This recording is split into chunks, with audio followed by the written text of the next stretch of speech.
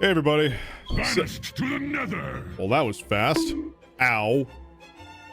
Y'all want to look at me that y'all don't want to look at me that badly, huh? you immediately drop a box in my face and throw a bat and a pan at it in that order. I do appreciate it. But in all seriousness, I do hope you're all doing good today. One moment. Ow. Thank you. Do appreciate it. What I'm streaming is nothing. This is just a talkie stream, as the title suggests. I was going to stream a game today, but like, I seriously don't have the fucking energy. And besides, tomorrow is media share, so we're gonna have a whole lot of shenanigans then anyway. And we're doing an extra gaming stream on Saturday, so yeah. I just wanted to take today to chill out. So we're not continuing anything today. Just we're just chatting and chilling out tonight. In fact, let me turn the music down ever so slightly. But I do hope everyone is having good tonight. They're having a good night and is doing well tonight. My brain, for some reason, just really likes to combine words and sentences while they're in my head for efficiency's sake, I guess. I don't know.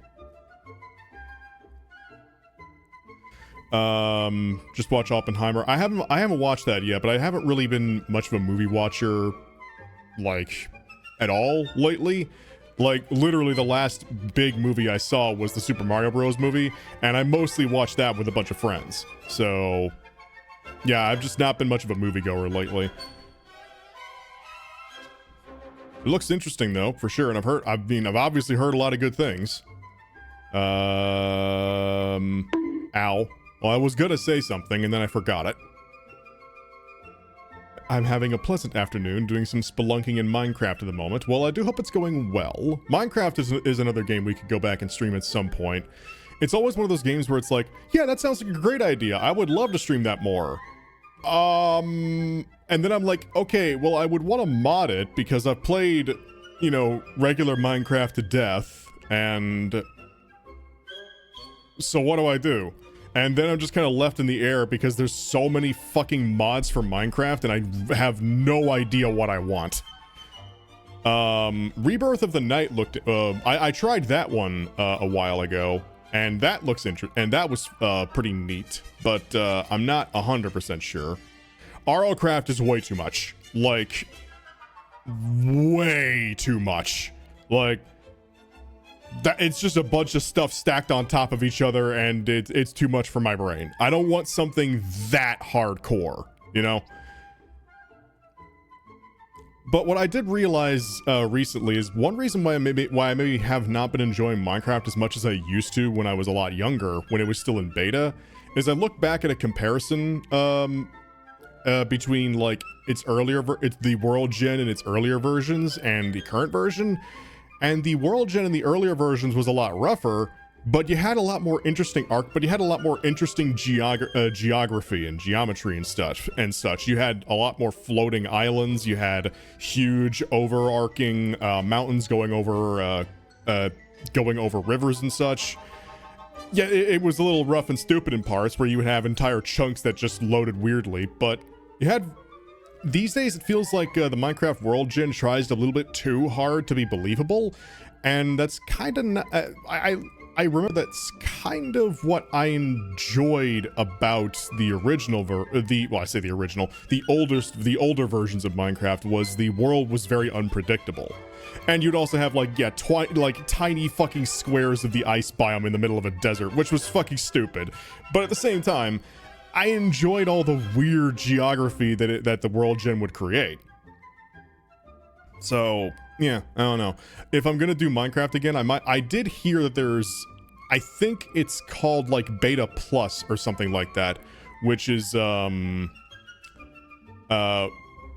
which like is a modified world gen mod that emulates more of the old style of the old beta Minecraft world gen, so I may look into that. I'm not sure what version that's for though, but if I can do something like that, then I think that'd be interesting because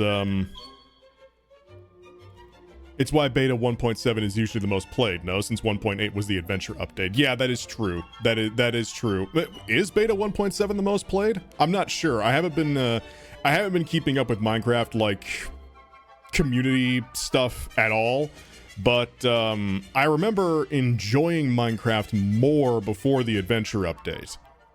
But I never could really place why, and I think that may be the reason. The world gen got messed with and made a bit too predictable, and it kind of took away from the fun of exploring.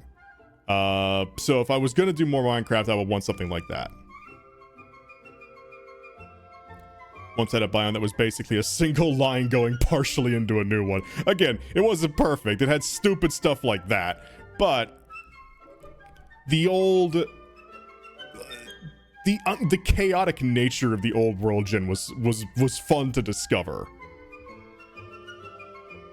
Is it still going? Oh, it's still going. Like, it's still being actively developed, you know, with the speed of that, with the speed that could be described as glacial. But I mean, it's still going. You know, it's still being worked on. Pardon me. Especially when villages spawn on different elevations. But yeah, I'll have to look into that. There's a lot of cool mods out there. Here's the main issue though. There are so many fucking versions of Minecraft in terms of like updates and patches and stuff, and so many mods that are just shotgun scattered across all of them. So I may be looking through mods and be like, oh hey, this looks cool and this looks cool. Oh wait, not only are they not compatible, they're for completely different patches of the same fucking game. Cool. And not only that, but there's like several different mod like engine thing mod loaders or whatever. You got Fabric and Forge, which are the two big ones, and very rarely you'll find mods that work with both. But usually the conventional knowledge is if it works with one, more than likely you're not going to find a version that works with the other. So again, one big sore point for me is I love grappling hook mods, and one of my favorite ones is one that adds actual rope physics to the grappling hook. Like you sling a grappling hook onto a ledge that's higher up, and you can actually swing on it. It's not a hook shot, right? It doesn't just pull you up to where you shot. It actually has physics to it. That's one of my favorite mods for the game, and really any game at all that has exploration of any kind is only improved by the addition of a grappling hook. This is scientifically proven, and I will not be told otherwise. But unfortunately, that mod does not work with a lot of versions of Minecraft, and it is only for Forge. So yeah. And while Fabric is relatively new and doesn't have a lot of the more well, Fabric is still relatively new anyway, but it has a lot of really cool aesthetic mods and animation mods and like world mods and stuff that make the game look and behave very differently, and rather than just being new items or new types of monsters and stuff, it just gives the game a completely different feel, which I also like. Like, it has a lot of different sound mods and texture mods and lighting mods and world gen mods in general. Why does Minecraft is a game I like, but the modding scene for it is so fucking all over the place that you need a goddamn I feel like I need a what's the word for a mountain guide again? A Sherpa? Is that what it's called again? I completely forgot. Like, what's the name for a mountain guide? Because my brain is completely blanking right now. Then again, my brain is just completely blanking in general, which is why we're doing a Talky stream. A Sherpa, yes. Okay, yeah. I feel like I need a Sherpa to navigate Minecraft modding in general. It is such a goddamn mass. Like a landmass. Specific ethnicity of people that work as guides on Mount Everest. Mountaineer is probably more general. Oh, okay. I was not aware of that. I thought Sherpa was just like the name of was this like another name for guide or something like that. Okay, so Mountaineer. Yeah.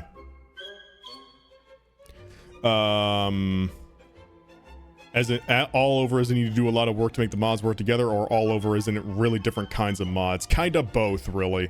More often than not, if mods don't already work together out of the box, you're not going to be able to make them work together unless you know how to code, to some degree. Which is what a lot of mod packs do. They find ways to get incompatible mods to work together. Doesn't always work together they don't always work together well, but they do. And it's also just because there are so many fucking different versions of Minecraft, and the community is so goddamn splintered across what versions they prefer that you could make a goddamn family tree out of the whole of it. It's a nightmare. Minecraft modding scares me. Like, the actual modding, like, itself isn't hard. It's just finding a version that'll have a lot of what you want is rough. Very rough. 1.12.2 seems to be very popular. I'm not sure why. What was 1.12.2 again? Was that like... What was that? I think that was like before the like gameplay, like the combat altering. I'm not sure. Again, I'll have to look into what mods exist for what versions of the game, and if I can find that beta plus mod and get that to work, then that'll be great. Because then I wouldn't even really need any. I like the combat update. Honestly, I do too. Like, I don't really get what's wrong with it.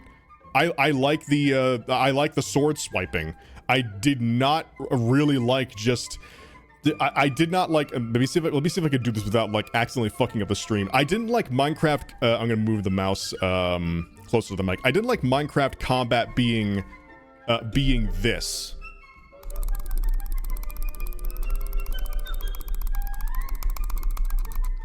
That wasn't fun. That was just annoying. I like being rewarded for like being patient and having timing and such. That and shields are great. So yeah, I really don't get what people like about the old combat. It was just spammy, and that's not fun. Ow. Thanks, Jen. Do appreciate it. I can understand liking the old version of bows, but again, I prefer the new version. I mean, Better Combat is one of my favorite Fabric mods because it adds in a bit more like animation and motion and momentum to attacks. Epic Combat is a little more a little much, and it's cool. It's cool. It basically turns Minecraft combat into Dark Souls. But, well, for one thing, only vanilla Minecraft mobs work well with it. And two, it's a little invasive. And it's hard to get that to work with any other mods. So, yeah. Only through, is it only... How have they made combat better? And is it only through mods, or has the game itself gotten better? Well, there was a combat update a long time ago. Before, I mean, like I demonstrated, Minecraft combat was just hold sword, proceed to furiously left click until the thing in front of you is dead. They changed it to, you can still do that, but you're going to be doing shit damage. Basically, your attack charges up the longer you don't swing, and if you wait until a little meter at the bottom of your crosshair gets full, your weapon attack has a different effect depending on if it's a sword or an axe. A sword gets an AoE swipe in front of you, and the axe does a guaranteed crit.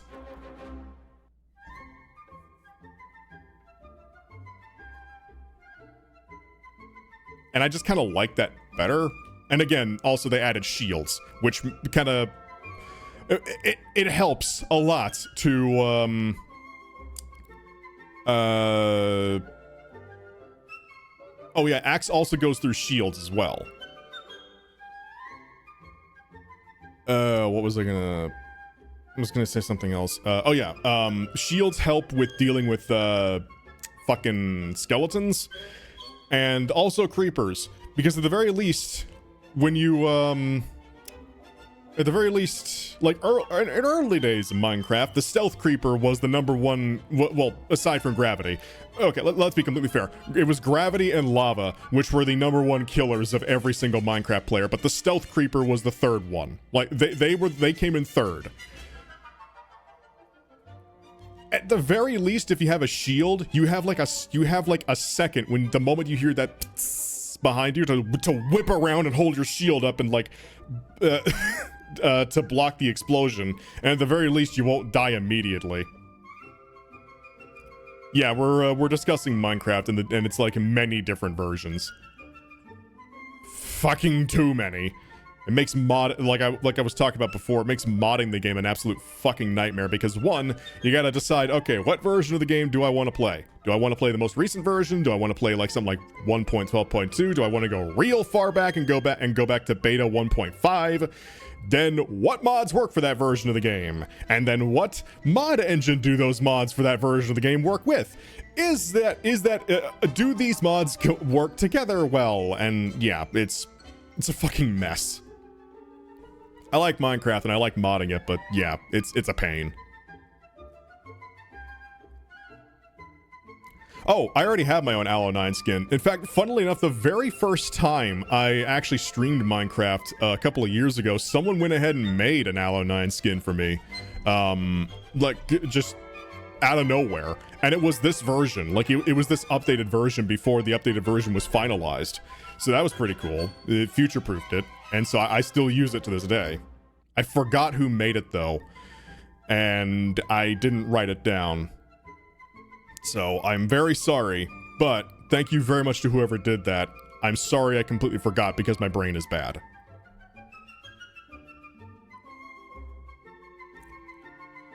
Gravity / physics are the top killers in most games. Yeah, I mean, really, falling damage is a meme for a reason. Everyone dies to falling damage at some point in any game that has it. It's an inevitability. You will misjudge a jump at some point and you will smack into the ground and splatter. As I said in the Dark Souls video, in the world of gaming, gravity has the highest kill count. And it always will, because you literally can't kill gravity. So it always has a 100% KD ratio.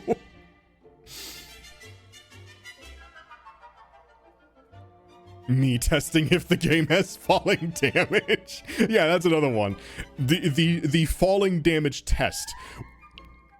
Particularly if a game has very brutal falling damage. Like, okay, going between, I think the biggest adjustment going between Dark Souls 1 and 2 for me was how much more unforgiving falling damage was in 2 compared to 1.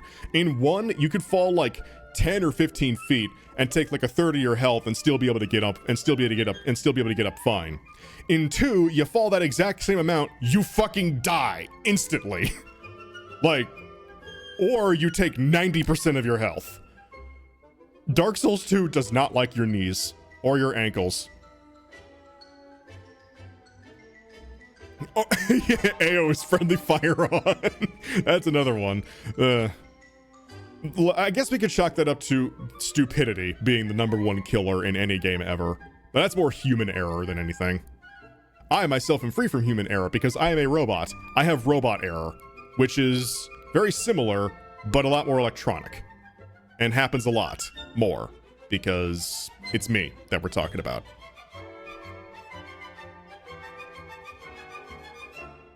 If TF2 had friendly fire, spy checking would be messy. It would indeed, and it would be hilarious.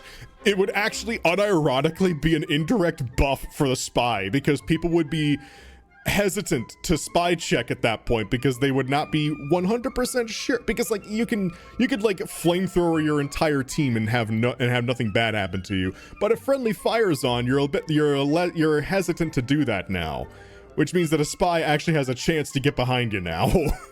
So oddly enough, in the case where friendly fire exists in TF2, that would actually help the spy.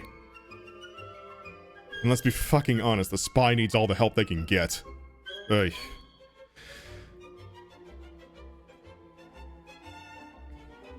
This is quite the advanced AI chatbot, an amazingly convincing human voice. Thank you very much. I do appreciate it. I made it myself.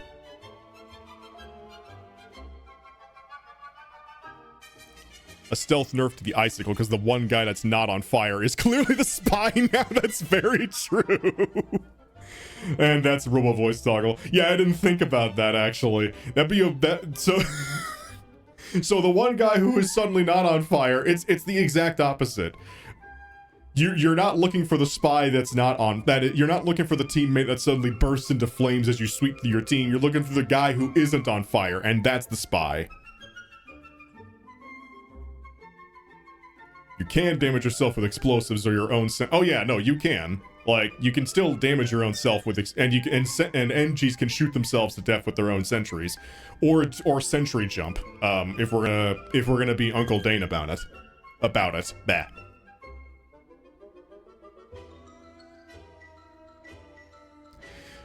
But on the subject of the spy really is the one class that has suffered the most when it comes to just the average skill of the TF2 player going up over the years, because the spy relies a lot on trickery, and eventually you run out of tricks. People know what to look for now.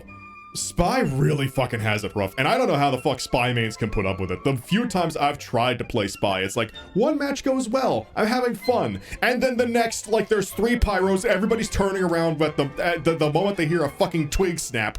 Medics are jumping around all over the goddamn place like they're having a seizure, and I'm just like, well, fuck, I guess I'm going back to heavy now.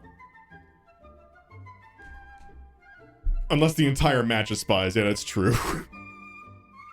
But yeah, ironically, the better you do as spy, the harder the game gets for you eventually, because then people know what to look for.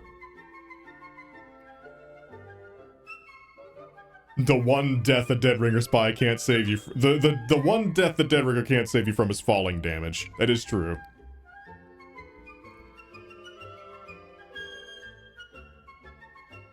Difference between a new player and an old one is most evident. Yeah, I would honestly say that's very true. Like, a good spy main is very obvious.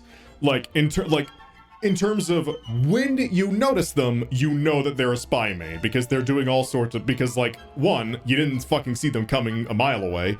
2, you didn't suspect them for a second. Or 3, they were in front of you for a moment and then they were behind you and now you are dead. How the fuck did they do that?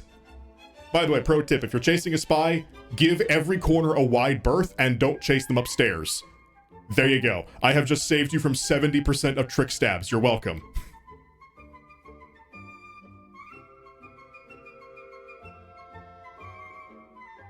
Twist and contort hitboxes to make everything a back or a spine. This is very true.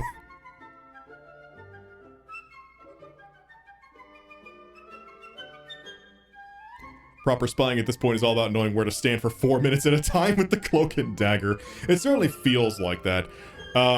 Or just... basically, spy at this point is just the tactical missile you shoot out every once in a while when you really need it. Because spy will, unfortunately, like I said, be less effective the longer they're in the game, because everybody just knows what to look for eventually. So, the best thing to do is, even if you're good at spy, don't play spy for a bit. If the enemy is doing well, switch to spy for a few minutes, go on a fucking backstab spree, catch everyone off guard, then switch back to give your team like an opportunity to push through. So Seth won a rant. I guess this is kind of a rant already in terms of, like, I want them to do something to help the spy, but I literally don't know what they would do. It's kind of a heavy situation, you know, where any too drastic a change could make the class overpowered. But okay, on the subject of the heavy though, there is one thing I should say, there is one thing I'd say that I really feel like they should do, and that's revert the nerf to Heavy's movement speed after he unrevs his gun. That was so fucking unnecessary. Heavy already has a lot of trouble disengaging from fights that he's losing. That basically made it impossible. So that was entirely unnecessary. Revert that. Heavy does not need to move any slower than he already does. Like, him getting his movement speed back after unrevving his gun was fine. Like, that was not causing any issues. I literally have no idea why they did that. Do psychological damage and make them wonder when... honestly, yeah, I mean, psychological damage may not show up on the leaderboard, but it works. It fucking works. And yeah, then there's the sniper, where a good enough sniper can literally make the game unfucking playable for the entire enemy team. Sniper is another one that's hard to balance in the opposite direction. Whereas with heavy and spy, if you do too much, you might make them overpowered. With sniper, they're already teetering on the edge of being overpowered, but not quite there yet. And if you mess with them too much, you might make them useless. So it's a very hard, it's kind of a knife's edge of balance those three classes are on right now. I could not be a game designer because I could not fucking tell you how to balance those three classes in particular. I mean, aside from that one thing I suggested with the heavy, like, just let him get his full movement speed back after unrevving. Either that or give him some other way of disengaging from a fight that he's losing, because literally, every other class in the game has a way to do that, and it is a vital part of being good at TF2, knowing when to engage and when to disengage. Heavy literally cannot do that. So, yeah. It's no wonder heavy mains tend to struggle a lot.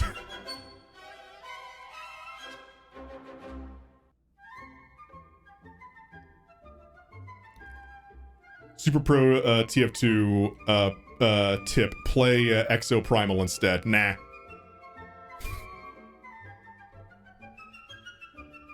Well, I say that, I haven't played Exo Primal, but like, I could tell you. I could tell you. I have lived through multiple TF2 killers and they have all fallen. This will be no different.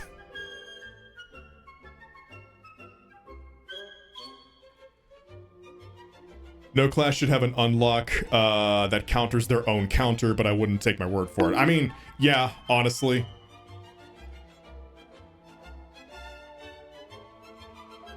Yeah, heavies only know how to push, because that's literally the only thing that he can do. Headshot damage when you charge a sniper rifle by half its charge is a good chance. Is a good change.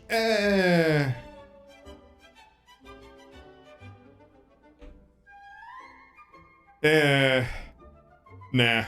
I would say, okay.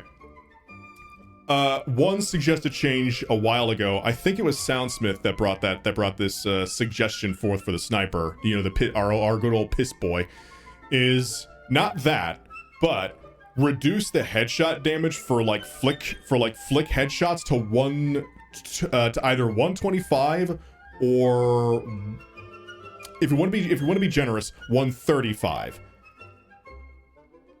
At least up until they're zoomed in for like half a second, because then you can't flick headshot a medic, and that's one of the biggest things that a sniper. That's one of the most oppressive things that snipers can do. The literal instant your medic shows their face in a sniper's sight line, they are risking getting killed instantly.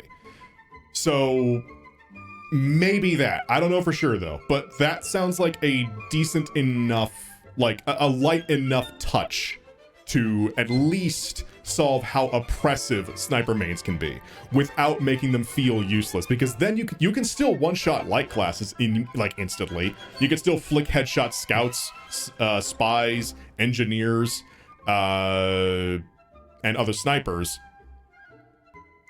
Or like 140, if you want to up it a bit more, 140 damage on like an immediate headshot without waiting like half a second. Something like that. Pardon me. You have any favorite fan-made SFM videos? A lot. There's quite a few. SFM specifically, I'm not sure. I'll have to look back on that. Nobody likes it when their medic is doing that. Oh yeah, funnily enough, I have not seen people doing combat medic a lot recently in my game, so I think people have kind of typically wisened up to the fact that just does not fucking work. Medic just does not have enough tools to make that work. Demo Knight works because something like the Demo Knight works because the demo has tools that are designed to make that playstyle at least semi-viable. Hello, Mythstar, welcome. What's worse, the Wrangler or the good old fuck you scorch shit? The Wrangler, at least, like, I would say the scorch shot, just because it's annoying. The Wrangler, at the very least, I would say, solves a big problem for the engineer, and I'm fine with it existing then. And it also has a very clear downside. The moment he stops using it, his sentry becomes inactive, so that gives you a moment to advance on him.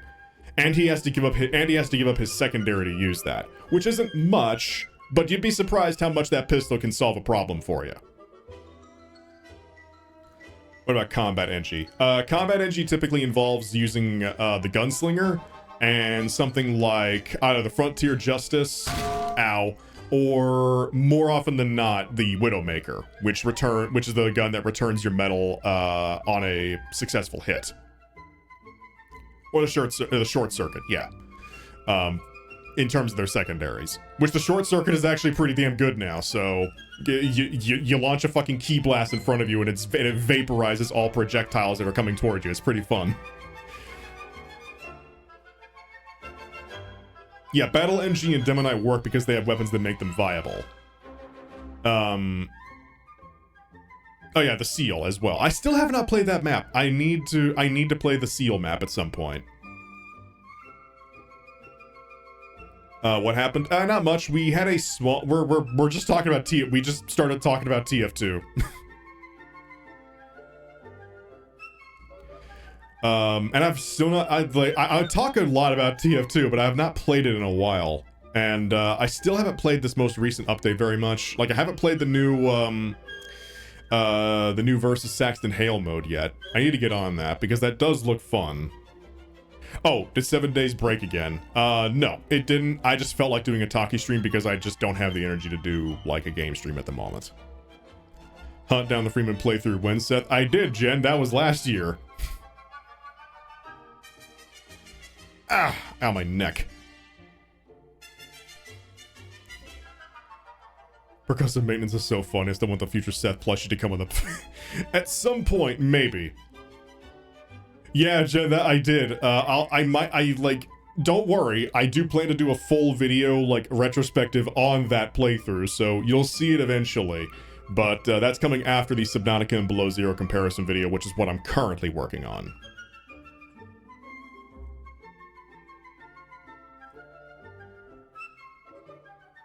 Wonder what sort of black magic it'll take to get the next TF2 comic. I've basically given up. Like... I love the TF2 comic. It's one of my favorite comics in the fucking world. It's hilarious and awesome. The art style is great. It's never getting finished. And I hate to say that, but it's never getting finished. And it fucking sucks to it. And it fucking sucks, but I mean, how long has it been since the last issue? It's been several fucking years. It's never getting finished. And that fucking sucks.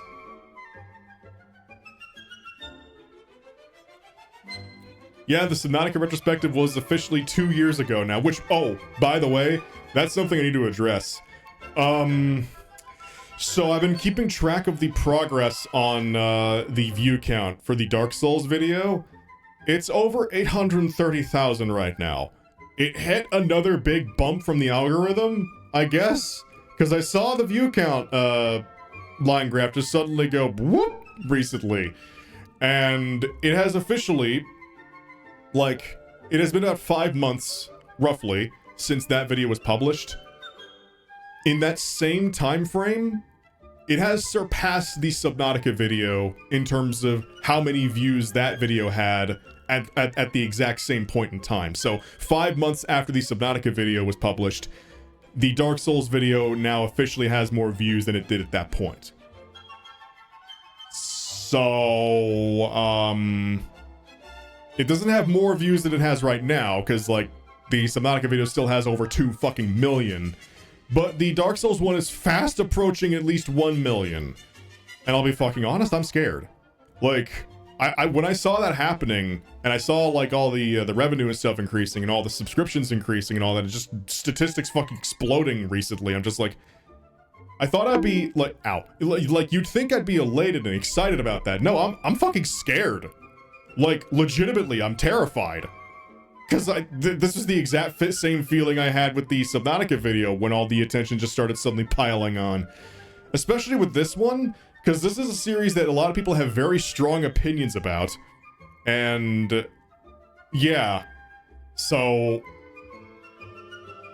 I'm just kind of over here. I don't do well when the spotlight is on me. I mentioned a while ago that, like, I mentioned on yesterday's stream, in particular, when we had that D&D discussion, again, that I tend to just kind of end up as one of the group's lead characters, and I don't even really fucking mean to. It's just those are the types of characters I tend to play, are very, like, action-oriented ones, and very, very present characters. And so it's kind of a similar situation to that. This shit's happening, and I didn't mean for it to happen. Like, I wanted to make a really good video, and I wanted to make one that was better than the Subnautica one, obviously. But I didn't fucking expect this, and I'm fucking scared. Like, legitimately. I don't like having the spotlight on me that hard. I'll be fine. It's just, yeah. It's kind of a fucking lot, you know? And yet you're an entertainer. Yeah, I know, it's paradoxical, right? It's paradoxical, it's a paradox, right? I am an entertainer, and I like entertaining and telling stories and making people laugh and stuff, and like leaving an impact on people. But I don't like when that much attention is on me. It's a lot of fucking pressure.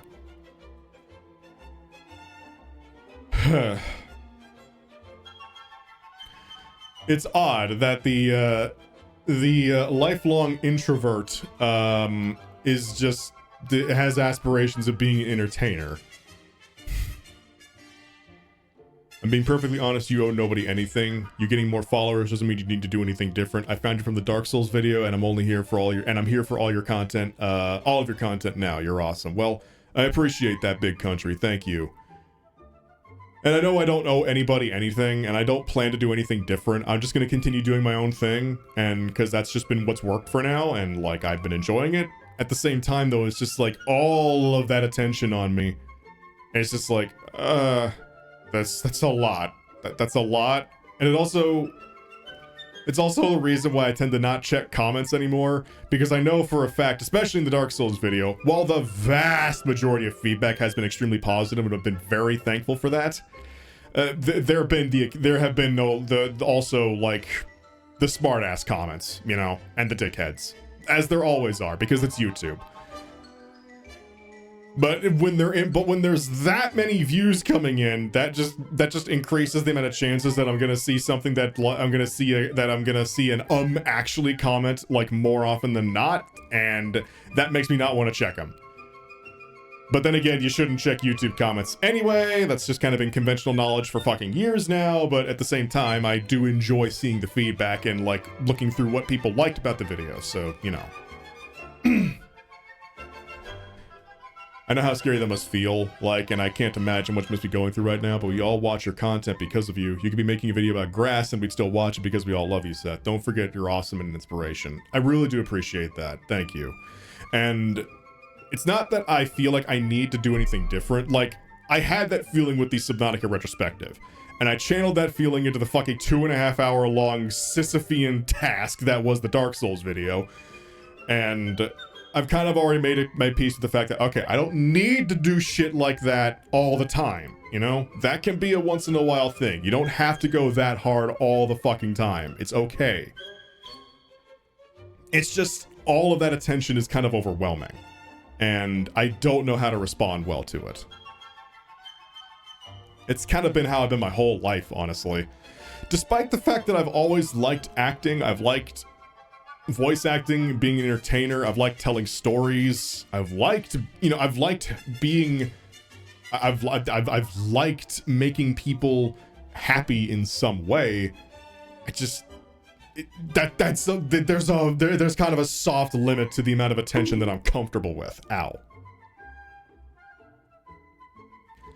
Didn't you say that you'd make parts instead of a 2-hour long documentary? Well, I did say that, but in all honesty, long videos do very well in the algorithm right now, so I may do that, if it's of a similar length. I can't guarantee the Dark Souls 2 one will be, though. But it probably will be, because I talked about this a while ago. Well, actually, even just yesterday. Dark Souls 2 is a fucking mess in terms of just how much content there is. There's the fucking 3 pieces of DLC. The base game itself is about twice the size of Dark Souls 1. And of course, the whole ass other version of itself in Scholar of the First Sin, which isn't necessarily a better version. So I can't even say it's the definitive way to play it and only play that version, because it adds some things in that are good for story context, but it changes some things that make it better, and it also changes some things that make it worse. So it's a fucking mess of a situation, and I have no idea how to approach it right now. But that's a far off project. I got a couple to get through before we get there. And do not expect Elden Ring from me. I will say, do not expect Elden Ring from me in terms of a retrospective, because that's even fucking bigger. We'll see, but don't expect it.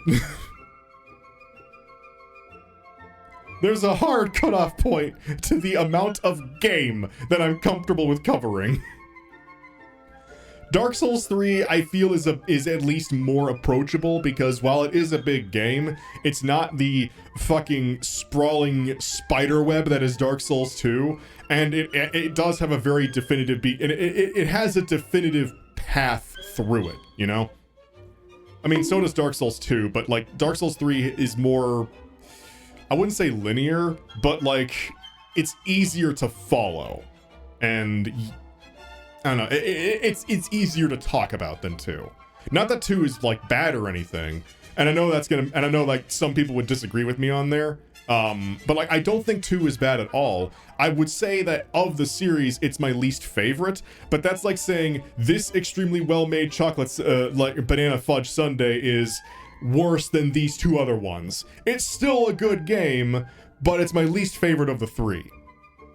And I still enjoy it. So it's like, being the worst in the Souls series is like, you're still leagues above everything else. And Dark Souls 3 has less DLC, yeah. It only has 2 pieces, whereas 2 has 3. And the DLC in 3's DLC is relatively shorter. Relatively. Bloodborne come to PC, I beg you, FromSoft. The sad thing is, it's not even FromSoft decision, it's Sony. And Sony is led by Sony's, like, leadership is made up of so many fucking petty old bastards that it's never fucking happening. Because, like, there were so many jokes when Bloodborne came out that it was the only game to buy, it was the only reason to buy a PlayStation 4, that somebody high up at Sony took offense to that and has held that grudge for basically ever. You consider playing Baldur's Gate 3? Oh, more than considered, it's consumed my life for like the past week, which is why I missed Monday and Tuesday, because I destroyed my sleep schedule over the weekend. Hence why we did a longer stream yesterday, and I'm doing an extra stream on Saturday. I'm on the subject of Baldur's Gate 3.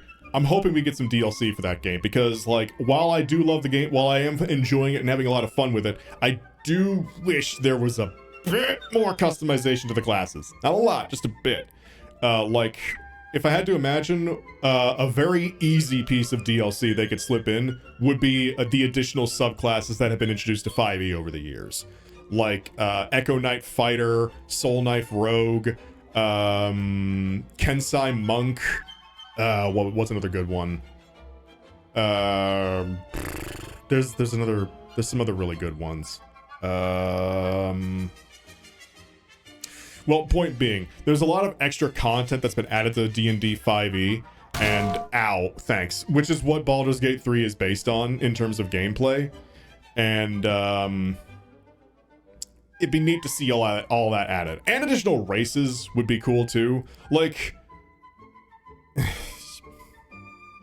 Dragonborn is literally the only real fantasy race that we have. Yeah, I know we have a whole bunch of races, but look, if your fantasy race is just human but with different ears or a different skin or like an off skin color, It's just a fucking human, but with different ears or an off skin color. That's not a completely different fucking race or species. Or at least it's not different, or at least it's, I like more, like, different looking species to play as, you know? So it's like that's why my first character in Baldur's Gate 3 was a Dragonborn Paladin, because being a massive dragon man, kicking down the sword, screaming in holy righteous fury, wielding a gigantic sword is fun.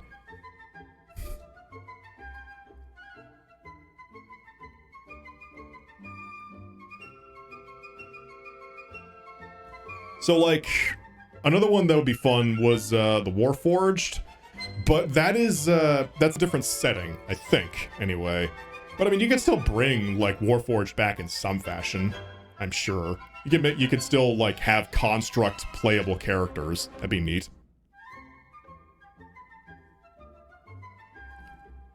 Cavalier fighter subclass. Oh yeah, mounted combat would be cool. I don't know how you do that. That'd be hard to do, I imagine, in the current game. I imagine they would probably have to come up with like an expansion for it to add in mounted combat, but that'd be still cool to have. I mean, mounted paladin combat was my favorite way to play a paladin in 5e. Because, like, if you got the mounted combat feat, it gave you advantage on attacks against creatures that were smaller than your mount. And hey, guess what? Most creatures are smaller than a large creature. So you would just, you could just ride through the battlefield, wholly smiting the fuck out of everything in the way. And your mount was like super fast.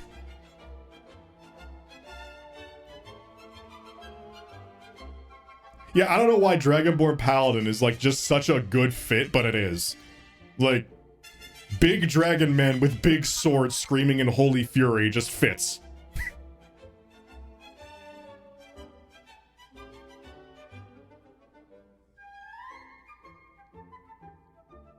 How would getting infected by the Mind Flayer parasite work for a Warforged? Yeah, that's another thing. Don't know how they'd swing that. So again, if they were gonna bring in the Warforged, it would probably be for an expansion. And they would be exclusive to that. So I don't know. That's just me. That's just wishful thinking on my part, because I would like a bit more customization to the characters to play as. So we'll see. Just rust your insides. I don't know. Like, then again, it's just magic. You know, you don't gotta explain shit. It's magic. You know, maybe the Warforged in this setting need like living brains to function. I don't fucking know. It's magic. You don't gotta explain shit. So, or at least you don't gotta make it make a whole lot of sense. You just gotta make it make enough sense that it's believable. Are Warforged part organic to begin with? I admit it has been a while since I played in an Eberron settings campaign, so I don't know for sure.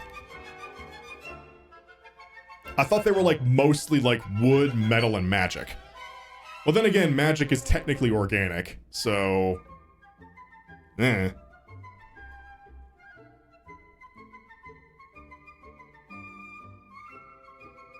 What's going on? Nerd talk. We were talking about TF2 a while ago, now we're talking about Baldur's Gate 3 and like different additions I would like to see the game made in the future, because the game as it is currently is awesome. I would just like a bit more customization to the characters and a bit more options to choose from. Is the blue crystal thingy on Alanine's chest his power core? Essentially, yes. Just look at this as like a heart or something like that. And Crazy Dude, thank you for the 35-month resub for 16 months in a row. I came in for some good nerd chatting. I am all for it. Thank you.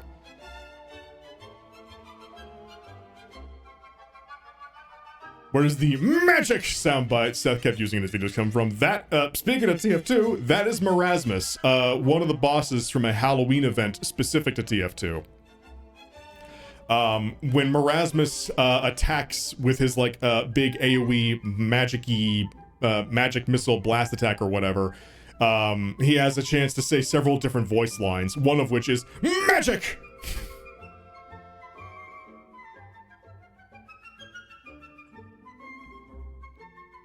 I have wanted to do a D&D session on oh, well, my brain. I have wanted to do a streamed D&D session for a while now, but it's always like, it's a pain to set up because the people that I would want to play with are, one, on the other side of the planet from me. Think fast, Two, Chuckle Nuts. hold on a second. I'm being accosted by scouts. Ow. Thank you. Two, just getting a time frame set up for D&D in general is always a struggle, and making sure that everybody can make it on those days. And three, there was a third thing, and then it left my brain immediately. Basically, it's hard to organize. If I was gonna do a streamed D&D thing, it would probably have to be with people who, like me, have very flexible schedules. No, have seen you play Subnautica on YouTube. Well, hello and welcome. Unfortunately, we may be ending in the next couple of minutes because we were only doing a short talkie stream today because I just don't have the energy to go for a long time today. I would love better monk subclasses, but D&D 5e at the moment, things I want to play most are Conquest Paladin. I played that, can confirm it's very fun. Echo Knight Fighter, Storm Sorcerer, because my Curse of Straw campaign where I played that is dead. Ah, it sucks. Sorry about that. But yeah, yeah, on that subject, absolutely add in the other monk subclasses because, or at the very least, add in the buffs that monk got to a few of them, particularly Way of the Four Elements, because I'm sorry, Larian, Way of the Four Elements fucking sucks. Like, in its original version and the version you made, even with the fixes that were added in like to 5e over the years, didn't completely make it amazing. Way of the Four Elements just fucking sucks in general. Open Hand is the only one that's like, well, Shadow is fun, but and it's not that, well, no, I would say monks aren't bad, but like their subclasses are just kind of, well, of the base 3 monk subclasses, you really only got one actual choice. Open Hand is like their best one. Shadow is good, but situational. And Four Elements just fucking sucks. Like, completely. It's ass. Don't pick it. It looks cool, don't get me wrong. The spell effects that they made for the Four Elements attacks look awesome in Baldur's Gate 3. But the subclass just fucking sucks. Go Open Hand. You'll thank me later.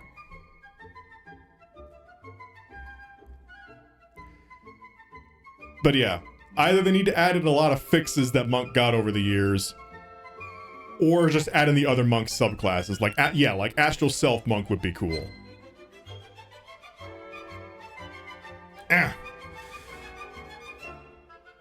offer to be available, but you already mentioned you're an introvert and I'm an effing stranger. Just let it be known D&D would be awesome. I tend to only play with people that I really know. So, yeah. D&D with viewers may not be a thing that happens, but I appreciate it. But yeah, I have actually started another playthrough on Baldur's Gate 3 as a monk, and I've been enjoying it, but you gotta make sure you have reliable ways to give yourself advantage for all of your hits to connect. If you do that, you do crazy fucking damage, and it feels great. But yeah, you kind of have to build around it. And yeah, like I said, just go Open Hand. You really only have one actual choice as monk, which fucking sucks.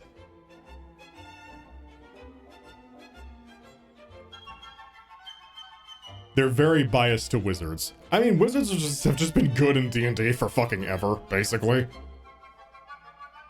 You usually play with people or alone. In Baldur's Gate 3, you usually play alone. I haven't played with other people just yet, mainly because I want to at least beat the game once before I start playing with other people. Because that is a very story-heavy game. And it's hard to get immersed in the story when you and your friends are just jerking around with each other and like fucking with the NPCs off screen. So yeah, I will want to play through that game once on my own, then play with other people.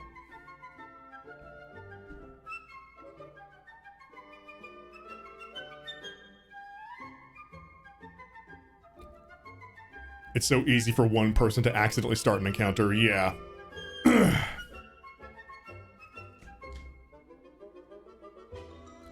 Gotta sit up a bit. But yeah, Baldur's Gate 3 is good. It's a lot of fun and I enjoy it. Just wish there was a bit more to the classes. Oh, and one thing they could do, one thing they could definitely do, is make it more apparent that when your companion characters reach level 3, you can change their subclass. I did not know that. So, Asterion was stuck as an arcane trickster in my main playthrough, and I don't like arcane trickster. It doesn't get good until you get to their second level spells. Again, nerd talk, but yeah, still, you can change and select their subclass. I did not know that. So if you're gonna play Baldur's Gate 3 and you haven't gotten to that point, pro tip: when you get to the point where your characters can choose where your character chooses their subclass, you can edit it. Do so, because some of the subclass options are just not good.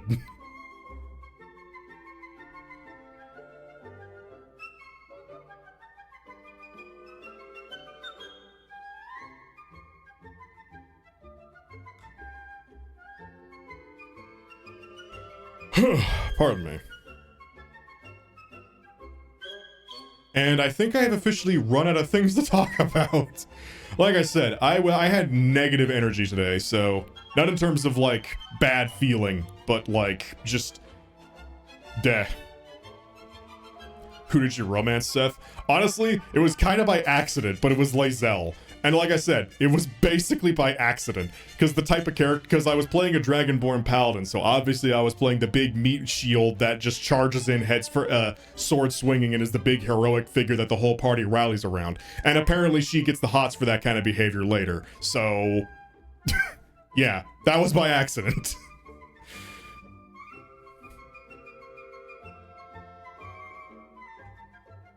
Any interest in Starfield? Tentative interest in Starfield. And that's really all I gotta say, because I haven't seen much else on it yet, but we'll see, I guess. I personally enjoy their rogues, but yeah, Assassin Rogue is really fucking good. I mean, just in general, getting guaranteed crits on targets that can't see you with sneak attack damage. Like, that shit fucking hurts. Asterion can actually 1-0 somebody in an instant.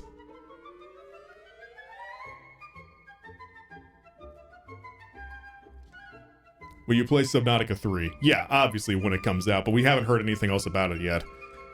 I'm pretty sure anyway, like, the only news we know about it is that it is being worked on, and that's it.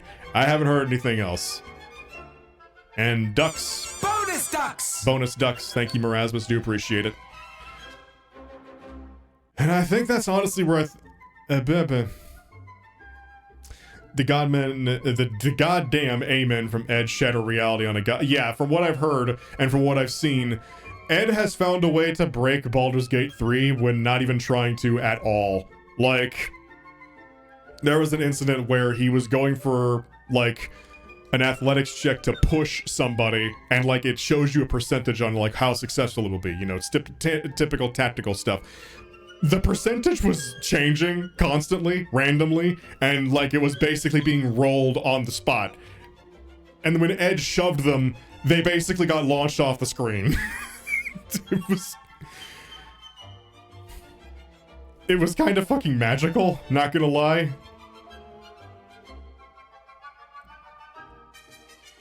Oh, before I go, one thing, in fact, I'm gonna, speaking of Ed, is Ed still going? Can someone confirm that for me real quick? I've got the button pushed, but yeah, before we go, I'm gonna put a raid together, but yeah, I say Way of the Four Elements Monk sucks, and it does, but I did have one fun moment, in the point in the Emerald Grove where like a bugbear pops out of nowhere, I did have my monk at that point before I swapped them to open hand just fucking air punch the bugbear off a ledge, and it got sent careening into the ocean, and it was very funny.